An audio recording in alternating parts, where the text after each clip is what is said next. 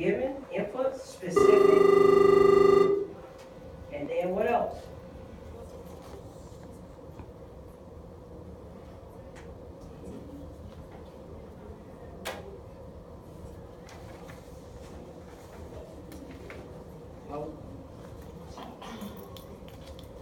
Why you stop? I think that was a good one that you were getting ready to do. You would get ready to put it on. Go ahead. I was there because it said in determining this. So after to determine what your answer is, then come over on the other side and do the same. And what do y'all see? What is something that's going on with the left side and the right side? You see some what? Say it loud. You see the same terms. Okay, now here I'm giving the mic back to you, and you tell us what you think the answer is. I know I taught y'all this, so I hope y'all know the answer. Just read it and tell us what you think the answer is.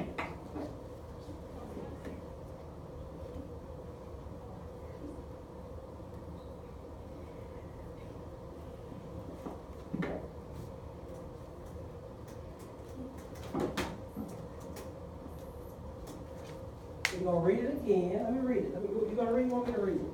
I'll help student led, but I'll just facilitate. It's a measure of the amount of output produced by a given amount of inputs in a specific time is the definition of, and then it came down here, it's your cheat sheet, so she put labor and the cost associated with it plays an important role in determining this. Remember when we were talking about the factories? And if you work in a factory, right? So what would be, how many of y'all got jobs? Raise your hand if you got a job. Okay, I got a job too, Lord. Okay, so you got a job, right? So how do we determine your paycheck? What determines your paycheck, Delicate? How many what? Hours. So your hours would be what? Would it be the input or the output?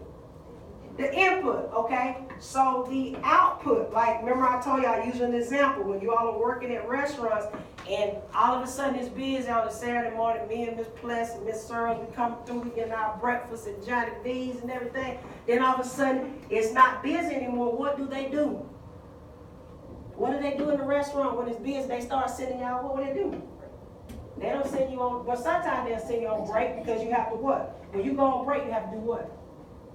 What you do before you go on break? Oh, you got to stock up. Well, you got to stock up. They don't make y'all clock out? Oh, break out.